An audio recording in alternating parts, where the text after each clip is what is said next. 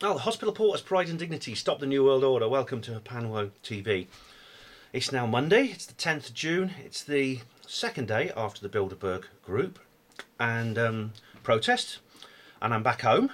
Had a lovely time there, meeting Jackie for the first time, her husband Matt and Badria, and my other friends that I met there. Really, it was like I said before, it was a wonderful atmosphere. Seeing David live. Sorry, I ran out of battery power, so I couldn't record all of David and Alex's speech, but I really thought it was great there. Now, I thought I should make one more video in this post-Bilderberg Group era. These 2 days have gone past, and I'm going to show you. I recorded yesterday's new headlines. Here we are. This here is the BBC News website's front page. The day after, this was the Sunday, so it was the day Bilderberg Group ended. We have MP facing committee coaching claim. We have Nelson Mandela seriously ill in hospital. Falling shot mirror kills a boy of 4. And if you scroll down a little bit, you get this here, which I'll just zoom in so you can see. This is the same page, I was a bit further down. In other news, why Swedish train drivers are wearing skirts. Yes, this is the particular news story. In Sweden, male drivers now wear skirts. Male train drivers are now wearing skirts after a row with shorts. A dozen male train drivers in Sweden have circumvented a ban on shorts by wearing skirts. My goodness me. To me, it just sounds like that sounds to me like a kind of railway, kind of Swedish version of On the Buses or something, I expect to see sort of Inspector Blake coming out shouting, "Oh, I've got you this time, Bjorn, I've got you this time." I mean, what complete crap. Why are they concentrating on this when 150 top elitists are meeting secretly to decide the fate of the world? It beats me. It just shows you what the mainstream media is like. Now, we have, I think, it is frightening, but it is encouraging at the same time because of the level of protesting there. There was 2,000 people easily in that field, and they were turning people away at the door. At the gate of the field, the compound we were in, there was people being turned away. I mean, when the Bilderberg Group first met, it was interesting because Tony Gosling said that the Second World War was deliberately extended because what happened was the Allies attacked Arnhem in the Netherlands, and a British unit were cut off from everyone else. And was surrounded by the Nazis, and the Nazis were basically shooting at them, killing them, and there was an American division nearby that didn't come and rescue them. And Tony Gosling said that's because the Prince Bernhard, who was the Nazi, had done a deal with the Americans. And I can't remember all the details of what he said, but it will be in the recordings of his speech. And interestingly enough, the place where this British unit was surrounded and under siege is Oosterbeek, and Oosterbeek, of course, is where you'll find the Bilderberg Hotel, and it's the Bilderberg Hotel where the Bilderberg Group first met, hence its name, in 1954, chaired by Prince Bernhard and several other people he's from the House of Orange, which is very interesting. Same as King William over here, and that connects into Blenheim Palace and other things that I've talked about. And that's when the post-democratic era began. And I think that should be front page news, personally. But as I said, we've made progress. When it first started out, like I said, it was just Jim Tucker and basically Jim Tucker and a couple of others. Those are the only people who protested. Now there was 2,000 people there, and as David Icke said in his speech, I'm sure Jim Tucker is up there somewhere, looking down, wishing he was with us. And I think he died happy seeing all this. Now,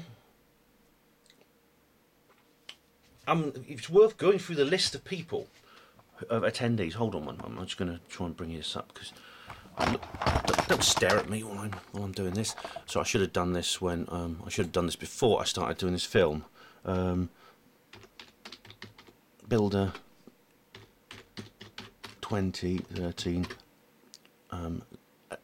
attendees list. Here we go. I think the Daily Mail published one, I think. Here we go. A list. Yes. Oh, it was. Is this the Daily Telegraph? Yeah. Here we go.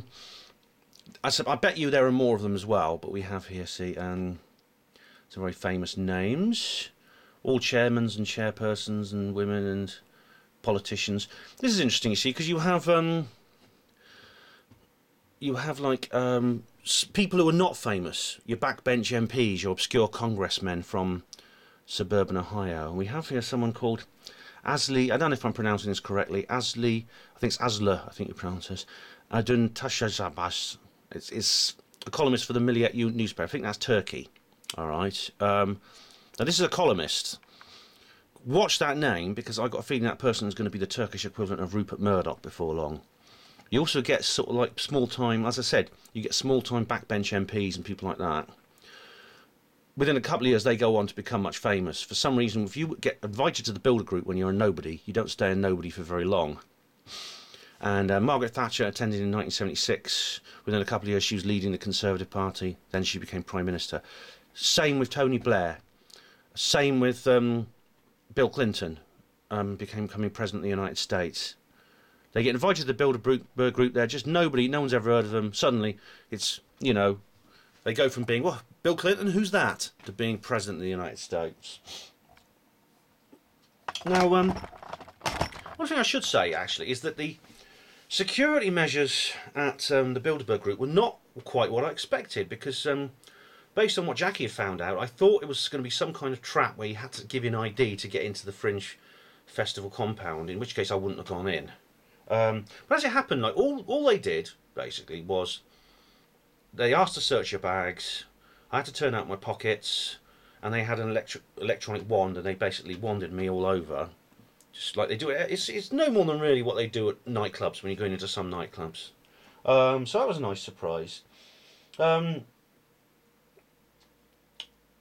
of course, you know, there was lots of other... Another thing that's happened is, of course, I actually spoke at the open mic, and in due course, actually, I'm going to do a HPANWO voice article where I'm going to put links to where Jackie recorded me speaking. So I did a little... even though I wasn't listed officially as a speaker, I did a quick speech at the open mic session. And also, of course, there was the UFO sighting. Yeah, and again, I'll put links on HPANWO voice in a couple of days, all right, with all these things in them. And the UFO sighting was absolutely amazing. And if you watch Jackie's video on that, go to Jam Noise 72's channel, you'll see the UFO we saw just when we came out of Bilderberg. And it's incredible. I mean, I think I've already told you, I think I mentioned earlier on in the film that I found out a little bit of background to that strange statue, that sort of transhumanist zombie type creature coming out of the pond in the hotel grounds. And I was explaining how, you know, if I was a hotel manager, I wouldn't want that in my bloody hotel, because it would keep guests away.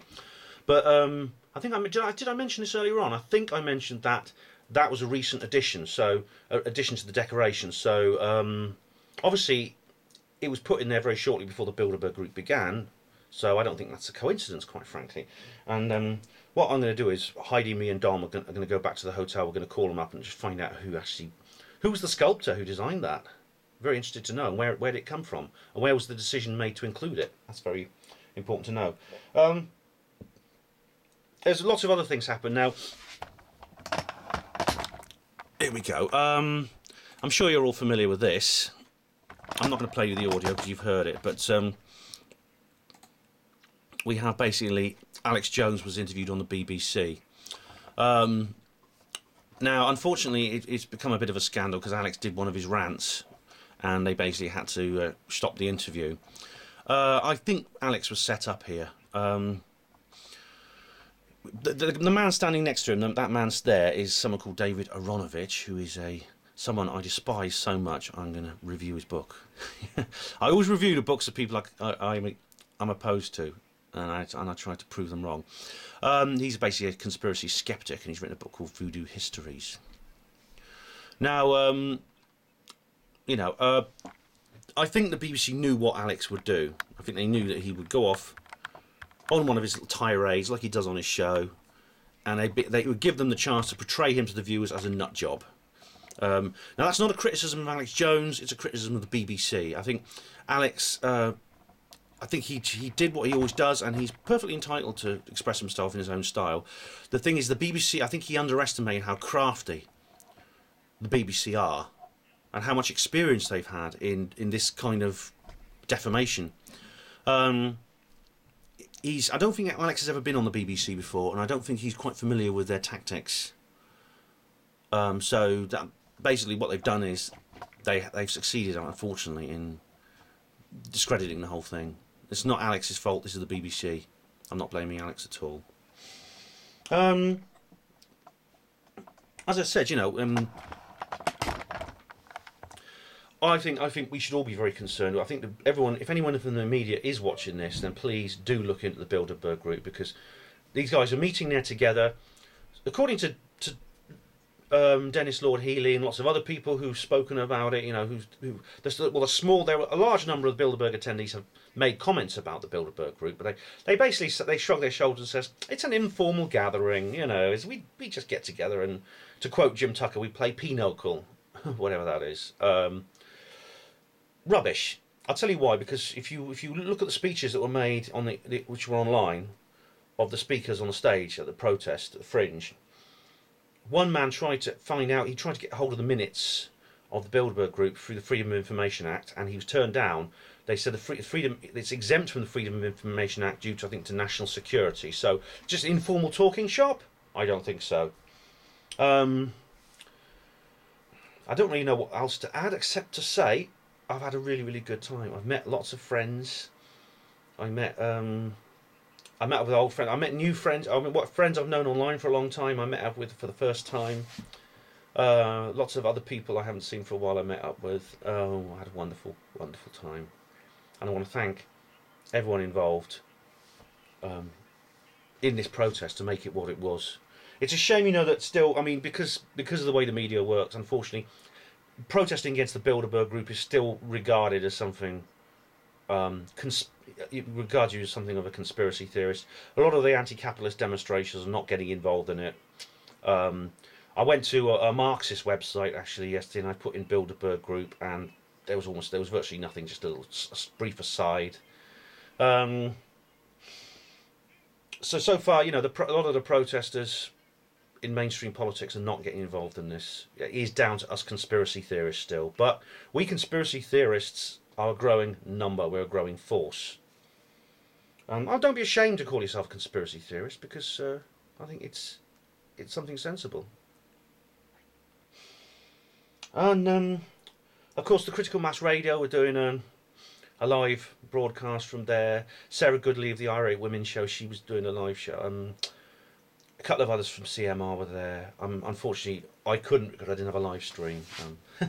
I'm one of these alternative media people who just have to make do with what you're seeing now.